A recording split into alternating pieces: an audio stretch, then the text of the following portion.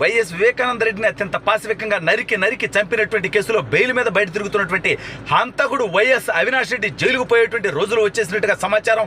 CBI Avinash రెడ్డిని arrest చేయడానికి రంగం సిద్ధం చేసుకొని ఢిల్లీ నుంచి టీముల్ని దింపుతున్నట్టుగా తెలుస్తా ఉంది.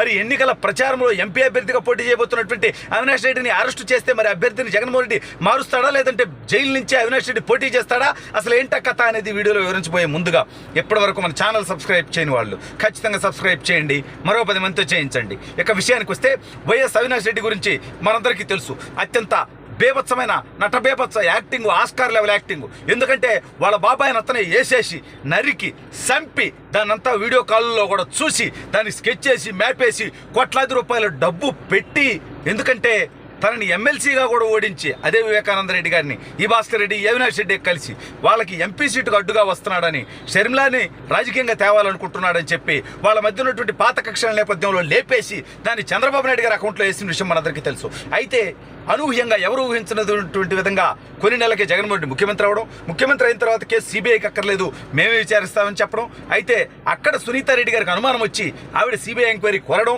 అయితే సిబిఐకి వెళ్తే ఏమవుద్ది, అవినాష్ రెడ్డి బీజేపీలో జాయిన్ అవుతాడు, నా మీద ఇంకో కేసు అవుద్ది, అంటే అవినాష్ రెడ్డి తప్పుడు పని చేస్తున్నాడు, నేను తప్పుడు పని చేస్తున్నాను కాబట్టి నా మీద నా డిక్కీ కింద ఆల్రెడీ 32 ఉన్నాయి కాబట్టి 33వ కేసు అవుద్ది, సిబిఐ ఈడీకి కూడా 11 ఛార్జ్ షీట్లు వేసి ఉంది కాబట్టి దేని పెద్ద లెక్కగా అన్నట్టుగా జగన్మోహన్ రెడ్డి స్పందించినటువంటి విధానం చూసి సునీతారెడ్డి గారు షాక్ అయ్యి సిబిఐ ఎంక్వైరీ కోసం పోరాటం చేసింది. ఆవిడ పోరాటం ఫలించి సిబిఐ ఎంక్వైరీ పడింది. అయితే ఆ సిబిఐలో అధికారులను కూడా బెదిరించి భయపెట్టి ప్రలోభాలకు గురి చేసేటువంటి ప్రయత్నం జగన్మోహన్ రెడ్డి చేశాడు. కొంతవరకు తను సఫలమయ్యాడు, కొన్ని విషయాలు అతనికి బూమరాంగ్ అయ్యాయి. ఆ సిబిఐ వాళ్ళ మీదే కేసులు పెట్టారు, ఇదంతా మనకు తెలిసినటువంటి విషయమే. అయితే ఎవరు ఊహించినటువంటి ఘటన ఏంటంటే అవినాష్ రెడ్డి పాత్రకు సంబంధించి సిబిఐకి ఆధారాలతో సహా దొరికిపోవడం, కాల్ రికార్డ్స్ కానివ్వండి, కాల్ డేటా కానివ్వండి, ఆల్రెడీ అప్రూవర్గా మారినటువంటి దస్తగిరి అంశాన్ని పూర్తిగా బయటకి చెప్పేయటం కానివ్వండి, ఇవన్నీ అవినాష్ రెడ్డి ఇరికించేసాయి. అయితే అవినాష్ రెడ్డి తండ్రి అంటే జగన్మోహన్ రెడ్డి గారి మరో బాబాయి, బతికున్న బాబాయ్, అతన్ని సిబిఐ ఆల్రెడీ అరెస్ట్ చేసింది.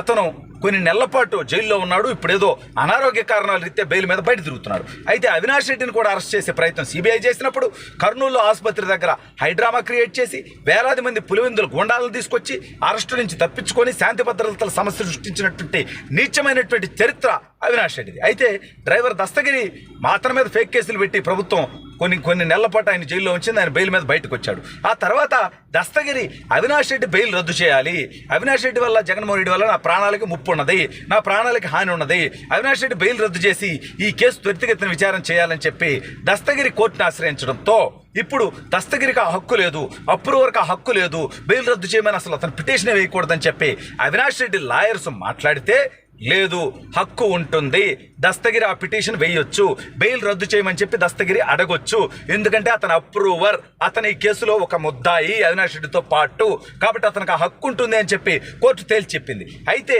ఇప్పుడు కేంద్రం మీద అదేవిధంగా సిబిఐ మీద అనేక రకాలైనటువంటి ఒత్తిళ్లు వస్తూ ఉన్నాయి. సునీతారెడ్డి మొన్న జగన్మోహన్ రెడ్డి కడపకు పోయి నీచంగా మా బాబాయిని చంపేసినటువంటి హంతకులు బయట తిరుగుతూ ఉన్నారంటే మీరే కదరా స్వామి, నువ్వు, మీ అవినాష్ రెడ్డి, మీ భాస్కర్ రెడ్డి, ఇక సరే ఇంట్లో ఉన్నటువంటి మహిళల గురించి మేము మాట్లాడకూడదు, ఆ సబ్జెక్టులకు మేము పోము, నిజాలు బయటకు వచ్చిన రోజు ప్రపంచానికి ఆ విషయాలు తెలుస్తాయి, దాని గురించి మేము మాట్లాడడం. అయితే హంతకులైన మీరే బయట తిరుగుతూ మీరు దాన్ని చంద్రబాబు నాయుడు గారికి అంటగట్టి సిగ్గు లేకుండా నిన్న మొన్న కూడా వైసీపీలు కొంతమంది అంటారు చంద్రబాబు నాయుడు ఆదినారెడ్డి బీటెక్ రవి చేశారని.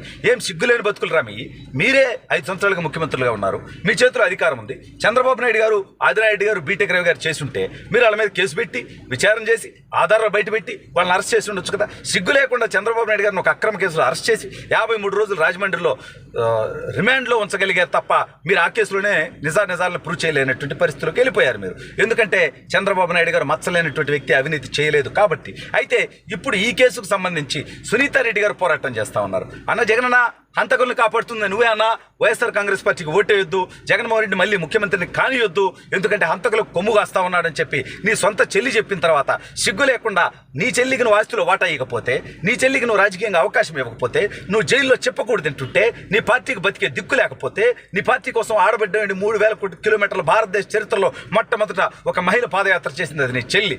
మాకు ప్రత్యర్థైనా నిజాన్ని ఒప్పుకోవాలి. అదేవిధంగా నువ్వు జైల్లో ఉంటే నీ పార్టీ అభ్యర్థుల కోసం రాష్ట్రం అంతా ఎండనక వాననక ప్రచారం చేసింది నీ చెల్లి. అటువంటి చెల్లికి ఒక ఎంపీ సీటు ఇవ్వలేక రాజకీయంగా పక్కన పెడితే ఆవిడ కాంగ్రెస్ పార్టీకి పోతే చంద్రబాబు మాట ఉంటుంది, చంద్రబాబు తొత్తు అని మాట్లాడు సిగ్గుచేటు వ్యవహారం కదా. అంటే నువ్వు తప్పుడు పనులు చేయటం, ఎవరన్నా వ్యతిరేకిస్తే వాళ్ళు చంద్రబాబు నాయుడు గారి మనుషులు, చంద్రబాబు నాయుడు గారికి అమ్ముడు పోయారని చెప్పి వాళ్ళ మీద నిందలేసేటువంటి ప్రయత్నం చేయటం. అయితే మొత్తానికి ఇప్పుడు సునీతారెడ్డి కూడా తన పోరాటాన్ని వేగవంతం చేసింది. తన వెనక షర్మిల కూడా సునీతారెడ్డికి మద్దతుగా ఉంది. ఈ నేపథ్యంలో సిబిఐ మీద ఒత్తిడి పెరుగుతూ ఉంది. అవినాష్ రెడ్డిని అదుపులోకి తీసుకోవాలి.